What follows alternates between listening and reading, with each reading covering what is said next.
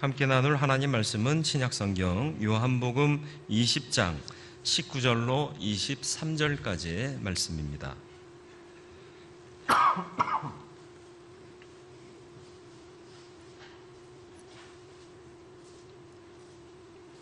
요한복음 20장 19절로 23절, 신약성경 184면입니다.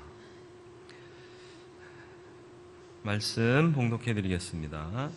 이날 곧 안식 후 첫날 저녁 때 제자들이 유대인들을 두려워하여 모인 곳의 문들을 닫았더니 예수께서 오사 가운데 서서 이르시되 너희에게 평강이 있을지어다. 이 말씀을 하시고 손과 옆구리를 보이시니 제자들이 주를 보고 기뻐하더라. 예수께서 또 이르시되 너희에게 평강이 있을지어다. 아버지께서 나를 보내신 것 같이 나도 너희를 보내노라. 이 말씀을 하시고 그들을 향하사 숨을 내쉬며 이르시되 성령을 받으라. 너희가 누구의 죄든지 사하면 사하여질 것이요 누구의 죄든지 그대로 두면 그대로 있으리라 하시니라. 아멘. 오늘도 말씀 앞에 섰습니다. 주여 말씀하여 주시되, 말씀 들을 때 지혜로 받아, 영적인 지혜로 받아 우리 마음과 중심에 새기게 하여 주옵시고 그 뜻대로 살아갈 수 있는 은혜의 사람 되게 하여 주옵소서. 세상을 이길 힘은 말씀 안에 있사오니 성령께서 들을 귀를 열어주시고 마음 문을 열어주시옵소서. 예수 그리스도의 이름으로 기도드리옵나이다. 아멘. 부활하신 주님께서 유대인들을 두려워하여 숨어있는 제자들을 찾아가십니다. 항상 주님이 찾아가시죠. 예수께로 나와 은혜를 받는 자들이 있었는가 하면 찾아가서 힘을 주시고 격려하시는 주님의 모습을 또 발견할 수 있습니다. 문은 닫혔는데 주님은 그 가운데 오셔서 서서 평강을 축복해 주십니다. 그리고는 당신의 상처를 보여주시고 그들이 따랐던 예수 그리스도이심을 보이십니다. 또 아버지께서 나를 보내신 것 같이 너희를 보낸다 파송하시면서 숨을 길게 내쉬면서 성령 받아라 이렇게 말씀하십니다. 그리고 성령 받은 그들을 통하여 죄를 사하면 사하여지고 그대로 두면 그대로 있겠다라는 말씀을 주십니다. 근데 이 말씀을 자칫 오해하면 내가 전하면 구원되고 죄사함이 이루어지고 내가 하지 않으면 그대로 있는다. 내가 미운 사람한테는 그냥 그대로 두고 내가 마음이 원하는 사람에게 하면 된다. 이런 생각을 가질 수도 있어요. 우리는 주님의 마음을 우리의 생각으로 자주 각색하는 경향이 있습니다. 그대로 두면 그대로 있을 테니 싫으면 안 해도 된다라고 오해할 수도 있습니다. 그러나 이 말씀의 뜻은 그런 의미가 아니라 적극적인 주님의 명령이에요. 너희가 방치하면 그대로 남아서 죄 가운데 그들은 죽을 수밖에 없다. 그러니 너희는 그대로 두지 말고 가서 죄사함을 전해라. 죄사함을 행하여라. 이렇게 말씀하십니다. 사람이 사람의 죄를 사할 수 있나요? 죄사함의 권세가 우리에게 있나요? 있어요. 있으니까 하라는 거 아니에요. 어떤 자에게? 예수를 믿는 자에게. 내가 죄사하는 게 아니라 주 예수의 이름을 증거하면, 복음을 증거하면 예수께서 그들의 죄를 사하여 주시는 거예요. 그러니까 예수의 사명을 받은 자들은 죄사함을 감당할 수, 행할 수 있다라고 표현하시는 겁니다. 그러니까 우리가 일하지 않으면 죄사함의 역사는 이루어지지 않는다. 부활하신 주님이 제자들을 만나셔서 오늘 본문을 통해서 주고자 하시는 의미가 몇 가지가 있습니다. 먼저는 평강입니다. 평강의 삶. 부활의 주님을 목격하고 만난 자들은, 다시 말하면 부활의 신앙을 가진 자들은 평강한 삶을 살아야 한다. 19절 말씀을 우리 같이 다시 한번 읽어볼까요? 이날 곧 안식 후 첫날 저녁 때 제자들이 유대인들을 두려워하여 모인 곳에 문들을 닫았더니 예수께서 오사 가운데 서서 이르시되 너희에게 평강이 있을지어다. 아멘. 이들의 마음이 어때요? 두려워하고 있습니다. 두려워하고 있다. 평강한가요? 평화로우면 두려움이 있나요? 없어요. 근데 평강이 깨져 있어요. 뭐 때문에? 두려움 때문에. 두려움은 왜 생겨요? 두려움은 왜 생겨요? 확신이 없어서 두려움 생겨요. 내일 무슨 일이 일어날지 다 알면 내일에 대한 두려움이 있을까요? 없을까요? 누구랑 싸워요. 이게 싸운다는 게 주먹 쥐고 싸운다는 게 아니라 왜 그 경기를 해요. 시합을 해요. 그런 경우 간혹 있을 수 있겠죠. 시험을 본다든가, 그죠? 대결하는 거잖아요, 대결. 근데 상대방이 나보다 못해요. 내가 이길 수 있어요. 이걸 알면 내가 두려워할까요? 저 사람이 나한테 질 걸 뻔히 알면서도 두려워서 막 떨면서 경기하시고 경합하시고 그러시나요? 게임도 안 된다 그러면은 그냥 너무 여유 있어요. 그러니까 여유 있으면 더 잘해요. 그죠? 긴장하니까 더 잘 안 되는 경우가 많잖아요. 두렵지 않으려면, 평강이 임하려면 어떻게 살아야 될까요? 어떤 마음을 가지면 평강할 수 있을까요? 이사야서 26장 3절로 4절에 답이 있습니다. 우리 함께 이사야서 26장 3절 4절을 같이 읽어볼까요? 주께서 심지가 견고한 자를 평강하고 평강하도록 지키시리니 이는 그가 주를 신뢰함이니이다. 너희는 여호와를 영원히 신뢰하라. 주 여호와는 영원한 반석이심이로다. 아멘. 평강하려면 어떻게 하라고요? 심지가 견고해야 된다. 여기서 심지가 뭐예요? 마음 심자 뜻지자인데 이거는 단순하게 우리 한자어로 해석하면 안 되고요. 믿음의 뿌리가 든든한 사람. 그 사람은 평강하고 평강하도록 지키신다. 빼앗기지 않는다. 확신이 분명하면 불안하지 않아요. 내가 이길 걸 뻔히 알면 상대방을 봐도 두려워하거나 떨림이 없어요. 오히려 더 잘한다니까요. 그걸 말씀하고 있는 거예요. 그래서 두려워 떨고 있는 자들에게 평강할지어다 선포하십니다. 한 번 갖고 안 돼요? 그러니까 21절에 또 한 번 평강할지어다 말씀하십니다. 믿는 자의 표지는 평강입니다. 물론 누가 나를 음해하고 공격하고 비판하고 핍박해도 평화롭다 이럴 수는 없어요. 감정이 있으니까. 감정은 상할 수 있습니다. 그러나 그 감정이 상한 것 때문에 평화가 깨지지는 않는다라는 것이죠. 다시 그 중심에 있는 평강이 나의 마음을 평정하고 더 나은 힘으로 그 상황을 극복하게 되는 것이 믿음의 힘이다. 그 믿음이란 뭐냐? 부활하신 주님을 만난 믿음이다. 부활의 신앙으로 승리하는 저와 여러분들의 삶이 되기를 주님의 이름으로 축원을 드립니다. 그래서 부활 신앙의 표지는 승리하는 삶이고 기쁨의 삶이고 만족하는 삶이에요. 지금 있는 것도 만족하고 감사하면 더하여 주신다니까요.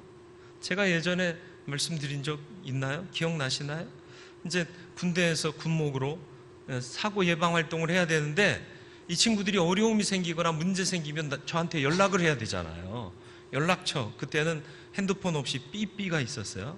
페이저라는 거, 왜 전화번호 뜨는 거. 그래서 문제가 생기면 니네 부대 번호, 그러니까 뭐 예를 들어서 307 대대면 307 그리고 몇 중대 02 뭐 2중대면 02 그리고 빨리 왜 숫자로 828이 있을 수 있잖아요. 그렇게 보내라 그러고는 제 삐삐 번호를 볼펜에다 새겨서 다 병사들에게 나눠줬어요. 1600여 명의 병사에게 300원짜리 볼펜을. 계산이 빠르신 분은 계산이 되시나요? 근데 중2 때 저희가 중2로 임관을 했는데 중2 초봉이 지금 월급하고는 차이가 많잖아요. 몇십 년 전이니까. 얼마 안 됐어요. 그분 그중에 반이 훅 나갈 정도였어요. 근데 그 돈을 들여서 사고 예방 활동하겠다고 막 나는 막 의욕에 차서 우리 부대에는 절대 사고 나면 안 된다 그런 마음으로 병사들한테 간곡히 그렇게 전달하고 하나씩 다 나눠줬어요. 교육을 끝나고 병사들이 싹 빠져나갔는데 이 볼펜이 나뒹굴고 있어요. 얼마나 마음이 상하든지. 근데 어느 부대 갔더니요, 몇 달 뒤에 한 병사가 막 쫓아와요. 그러면서 목사님 주셨던 볼펜 너무 잘 썼어요. 근데 다 썼어요. 하나만 더 주세요 그러더라고요. 얼마나 마음이 기뻐요. 그래서 제가 그 번호 있는 볼펜은 당연히 줘야 되는 거고 더하여 이렇게 된 비싼 볼펜 하나를 더 줬어요. 선물로. 지금은 뭐 많이 가격이 떨어졌던데 그 당시에는 굉장히 비쌌던 볼펜이에요. 그걸 선물로 줬어요. 더하여 줬습니다. 왜요? 마음이 기쁘니까. 만족해야 돼요. 작은 것에도 만족할 때 더 큰 은혜를 주십니다. 만족을 통해 감사가 나오거든요. 하나님 감사합니다. 그러면 야, 내가 별거 안 줬는데 얘가 감사한다? 더 좋은 것 줘야지. 이렇게 된다는 거예요. 사람의 마음도 그런데. 그러니까 부활의 신앙의 표지는 뭐다? 승리다, 기쁨이다, 만족이다. 그리고 오늘 본문에서 주님이 하신 말씀, 평강의 삶이다. 빼앗기지 않는 평강이 저와 여러분들의 삶에 있기를 주님의 이름으로 축원을 드립니다. 이 평강을 얻을 수 있는 방법은 또 뭐냐? 믿음이 견고한 자에게 평강이 주어지는데 믿음을 견고케 하는 그 힘은 어디서 나오느냐? 빌립보서 4장 6절로 7절 말씀입니다. 우리 또 같이 읽어볼까요? 아무것도 염려하지 말고 감사함으로 하나님께 아뢰라. 그리하면 모든 지각에 뛰어난 하나님의 평강이 그리스도 예수 안에서 너희 마음과 생각을 지키시리라. 아멘. 뭐 하라고요? 아무것도 염려하지 말고, 염려하지 않으려면 어떻게 하라? 모든 일에 기도와 간구로 너희 구할 것을 감사함으로 하나님께 아뢰라. 지금 있는 것도 감사한데 하나님께서 이 문제도 해결해 주실 줄로 믿고 감사합니다 하고 기도하라는 거예요. 그리하면 모든 지각에 뛰어난 하나님의 평강이 너희 그리스도 예수 안에서 너희 마음과 생각을 지켜주시리라. 생각이 지켜진다는 거 굉장히 중요한 거예요. 무릇 지킬 만한 것보다 내 마음을 지키라. 마음과 생각을 지키면 생명의 근원이 이에서 난다. 사람들이 왜 자살해요? 생각하니까 자살해요. 여러분, 생각을 멈추고 기도하세요. 모든 지각에 뛰어난 하나님의 평강이 주어지는 역사입니다.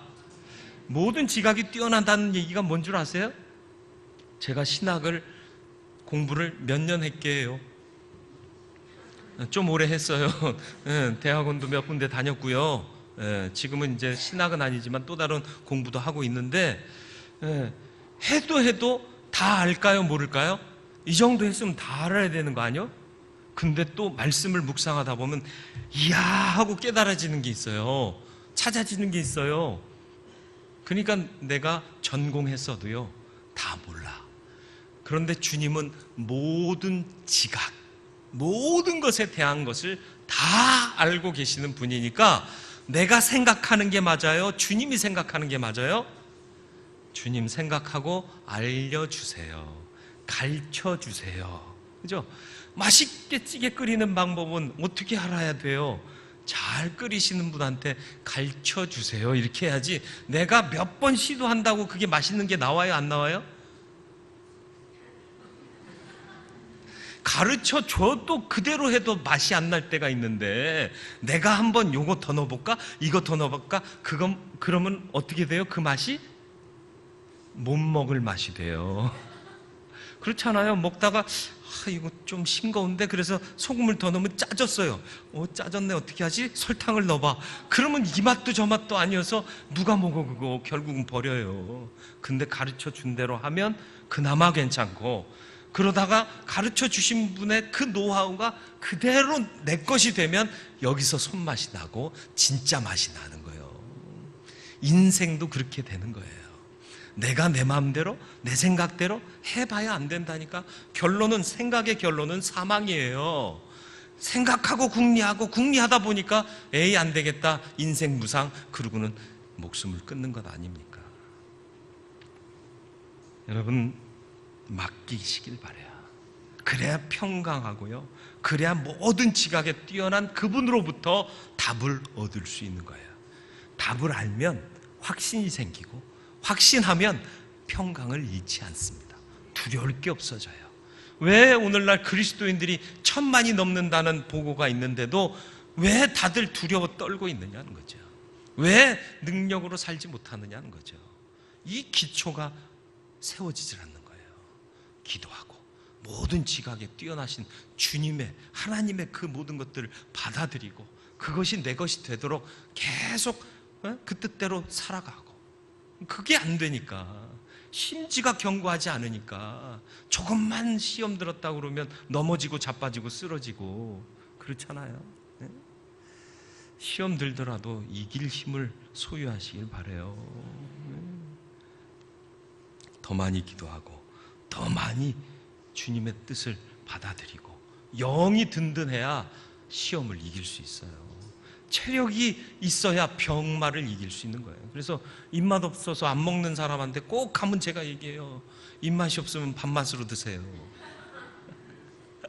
그래야 이기거든요. 입맛 없다고 안 먹어버리면 안 돼요. 두 번째, 성령 받으라. 성령 받는 삶이에요. 평강한 삶은 우리의 의지로 불가능해요. 주셔야 되는 거죠. 그리고 또 성령 받는 삶은 부활의 신앙을 확고히 한 자들에게 반드시 필요한 겁니다. 22절 말씀 보시죠. 이 말씀을 하시고 그들을 향하사 숨을 내쉬며 이르시되 성령을 받으라. 숨을 내쉬셨대요. 숨이 뭐죠? 태초에 하나님이 사람을 흙으로 빚으세요. 그리고 그 코에 생기를 불어넣으셨다 그랬습니다. 이 생기가 숨이에요. 숨이 붙어 있으면 살아있는 거예요. 그죠? 생기는 곧 숨이고 숨은 생기입니다. 그래서 히브리 말이, 그 숨이란 말이 똑같아요. 생기다. 태초에 불어넣어 주셨던 그걸 이제는 내쉬시는 거예요. 내가 살아있다. 그것을 보여주시면서 너희도 살아라 하는 말씀이 담겨져 있는데 어떻게 살 거냐? 성령 받아라. 성령 받아야 진정으로 생명력 있는 삶을 살 수 있다. 근데 그 말씀 바로 앞에 무슨 말씀을 할게요? 21절 말씀 보시죠. 예수께서 또 이르시되 너희에게 평강이 있을지어다. 평강을 2번 강조하시고 이어서 아버지께서 나를 보내신 것 같이 나도 너희를 보내노라. 뭐 하라고?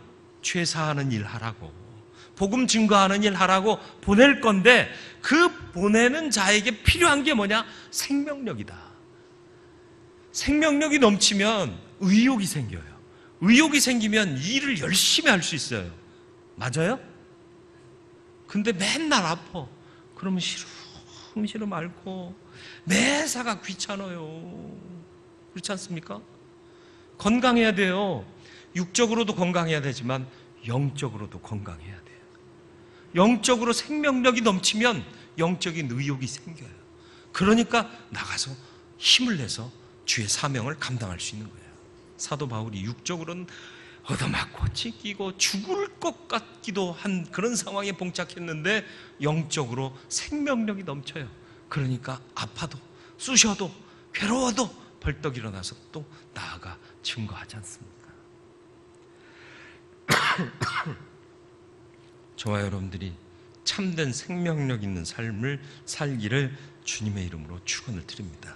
그래서 사명, 맡기신 사명 능히 감당하는 그리스도인으로 사시기를 주님의 이름으로 축원드립니다. 이제 내가 사는 건 이제는 보내심 받은 자로 사는 거예요. 내 인생 사는 게 아니라 주의 영광을 위하는 삶을 사는 거예요. 근데 우리는 내 인생 살고 있잖아요. 아니라고 부인할 수 없죠. 내가 만족하면 기쁘고 내가 불만족스러우면 안 기쁘고, 내가 불만족스러워도 주님이 기뻐하실 일을 했으면 나도 기뻐져야 되는 게 주님의 영광을 위하여 사는 그리스도인의 모습인 거예요. 근데 우리가 거기까지 못 나가고 있으니까 일희일비하고 많은 얄팍한 인생밖에는 살지 못한다는 겁니다. 주를 믿는 믿음으로 성령 받는 삶을 사시기를 주님의 이름으로 축원을 드립니다. 주님 영광 위에 사시기를 축원합니다. 또 죄사함을 주는 삶, 죄사함의 사명을 감당하는 삶을 살으라 말씀하고 계십니다. 23절 말씀이요, 너희가 누구의 죄든지 사하면 사하여질 것이요 누구의 죄든지 그대로 두면 그대로 있으리라. 오, 이거 봐라. 내가 죄사하는 권능이 있네. 너 내가 죄사해 줄까? 이러라는 얘기가 아니에요. 서두에 말씀드렸듯이 이 권능을 너희에게 주었는데 너희가 받은 사명을 열심히 감당하지 않고 미적거리거나 사명을 회피하면 그들의 죄는 여전히 그대로 있을 거다. 그래서 그들은 죄 가운데 죽을 것이다. 네 사명이 막중함을 알고 열심을 내서 누구의 죄든지 사하여 주라, 이렇게 말씀하고 계시는 거예요. 마치 베드로에게 천국의 열쇠를 주신 내용과 같습니다. 맥락이 같아요. 마태복음 16장 19절 말씀에 보면 내가 천국의 열쇠를 내게 주리니 내가 땅에서 무엇이든지 매면 하늘에서도 매일 것이요 내가 땅에서 무엇이든지 풀면 하늘에서도 풀리리라. 아싸, 이제 내가 열쇠 갖고 있다. 내가 다 묶어버릴 거야. 이러라는 얘기가 아니에요. 네가 매면 하늘도 메어질 거다. 그러니까 네 책임이 막중해. 열어라, 열어라, 열어라, 풀어라, 풀어라.